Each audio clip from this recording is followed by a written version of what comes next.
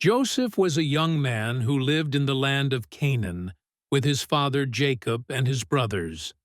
Among all Jacob's sons, Joseph was his favorite. He was the child of Jacob's old age and the son of his beloved wife Rachel. To show his special love for Joseph, Jacob gave him a beautiful coat of many colors. It was a symbol of favor, a sign of blessing and affection. Joseph wore it with joy, but his brothers looked on with envy. Their hearts burned with jealousy, for they saw that their father loved Joseph more than all of them. Joseph was only 17 years old, young and full of dreams. One night, he had a dream that changed everything. He ran to his brothers the next morning, excited to share what he had seen. He said, "Listen to this dream I had. We were out in the field binding sheaves of grain. Suddenly, my sheaf rose and stood upright, and your sheaves gathered around mine and bowed down to it." His brothers were furious. One of them said, "So, what are you saying, Joseph? That you will reign over us? That you will rule over us?" Their hatred grew stronger. But then Joseph had another dream. This time he saw the sun, the moon, and 11 stars bowing down to him. He shared it again with his family. His father Jacob was surprised and said, "What kind of dream is this? Will I, your mother, and your brothers bow down to you?" His father wondered about it in his heart, but his brothers were enraged. Joseph didn't know it yet, but these dreams were not random. They were prophecies. They were glimpses of a destiny far greater than he could imagine.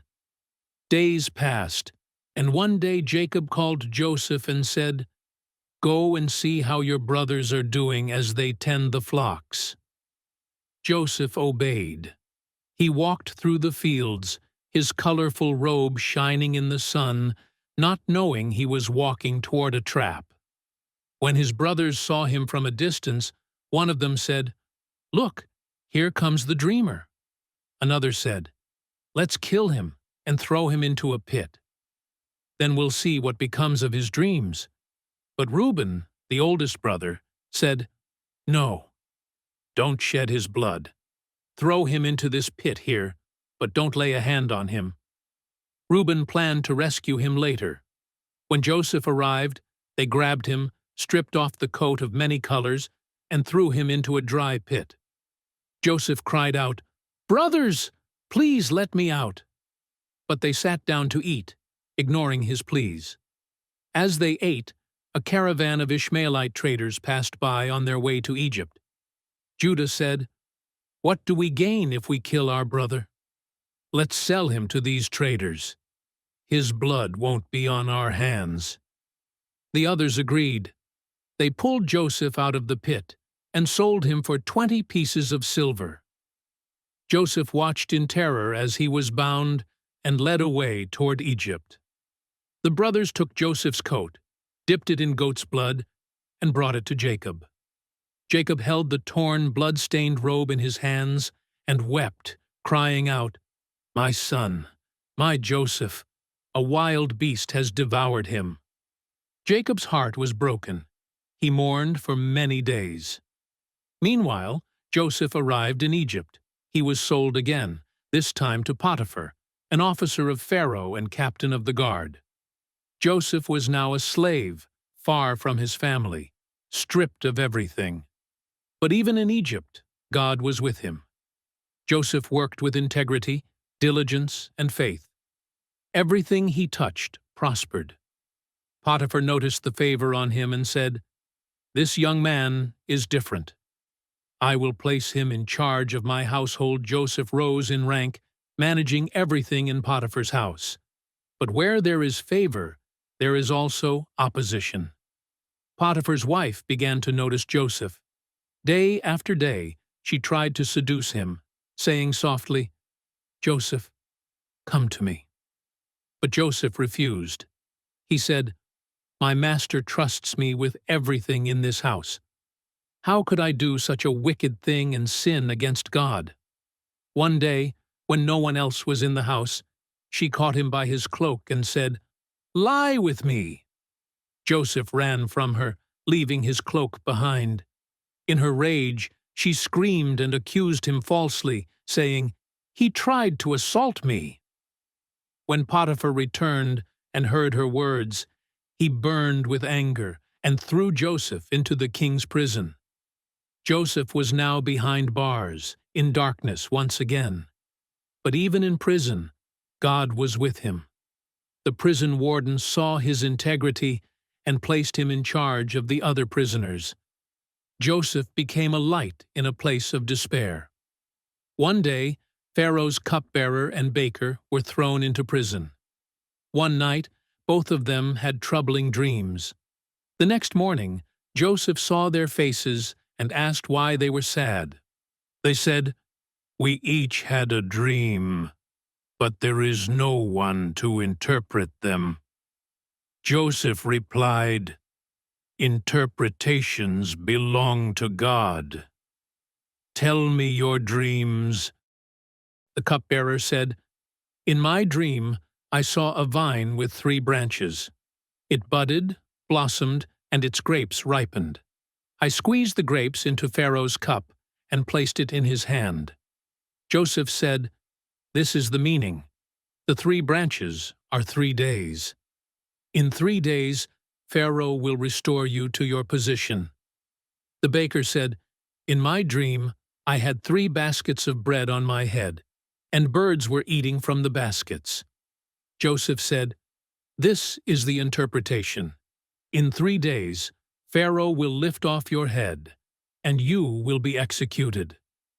3 days later, exactly as Joseph said, the cupbearer was restored, and the baker was executed. Joseph asked the cupbearer, "When you stand before Pharaoh, remember me." But the cupbearer forgot him. Joseph remained in prison for 2 long years. Then one night, Pharaoh himself had a dream. He saw 7 healthy cows coming out of the Nile, followed by 7 thin and sickly cows. The thin cows devoured the healthy ones. Then he dreamed again of 7 healthy heads of grain, swallowed by 7 withered, scorched heads. Pharaoh woke up troubled. He called all his magicians and wise men, but none could explain the dreams.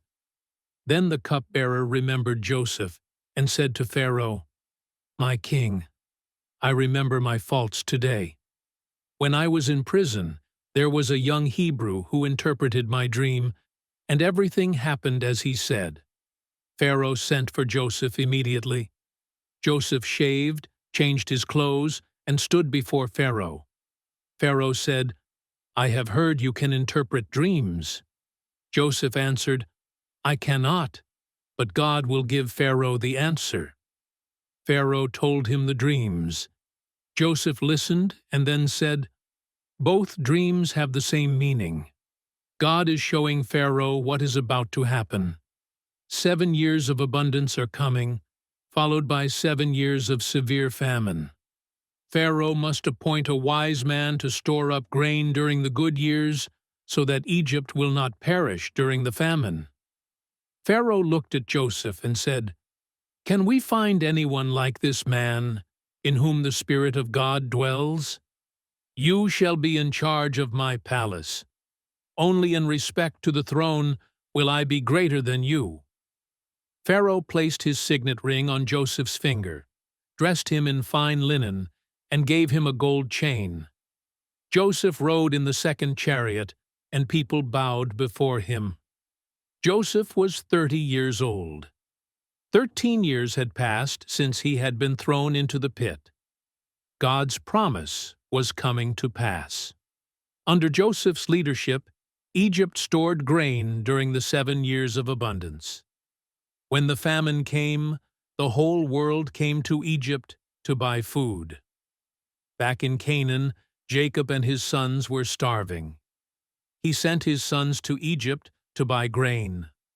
They arrived and bowed down before the governor of Egypt, not knowing it was Joseph, their brother. Joseph recognized them immediately. His heart pounded as he looked at the very men who had sold him years before, but they did not recognize him. Joseph decided to test them to see if their hearts had changed. He spoke harshly at first, but eventually, after many encounters, he could no longer hold back his emotions. He sent everyone out of the room except his brothers, and then he wept loudly. He said, "I am Joseph, your brother, the one you sold into Egypt." His brothers were shocked and speechless. Joseph said, "Do not be afraid. What you meant for evil, God meant for good. God sent me ahead of you to save many lives." The brothers fell before him, just as Joseph had seen in his dream years before. But instead of punishing them, he forgave them. He said, "Come close to me. Bring our father here. You will live in Egypt, and I will provide for you." Jacob and all of Joseph's family came to Egypt. Joseph embraced his father after so many years. The family was reunited. The pit, the slavery, the prison, the palace, every step was part of God's plan. Joseph said, "I was once a boy with dreams. Now I see that God's hand was with me through it all. His journey was not just a story of pain, but of purpose. The dreams that once seemed impossible were fulfilled in ways he could never have imagined." The story of Joseph is not just history. It is a message for every person who has ever faced betrayal, pain, or delay. Even when you are in the pit, even when it seems like the world has forgotten you, God has not. He is still writing your story. His plans are greater than the pain. His timing is perfect. Joseph's life proves that no matter how dark the journey may seem, God can lift you from the pit to the palace. Trust Him in the silence. Trust Him in the waiting. Trust Him in the storm. His promises never fail. What others mean for harm, God can turn into a greater good. Joseph forgave, Joseph led, Joseph saved a nation, and his family was restored. God used the pain of one man to preserve the lives of many. And that same God is able to use your pain for a purpose greater than you can imagine. From the pit to the palace. Joseph's story is a story of hope, perseverance, and the faithfulness of God.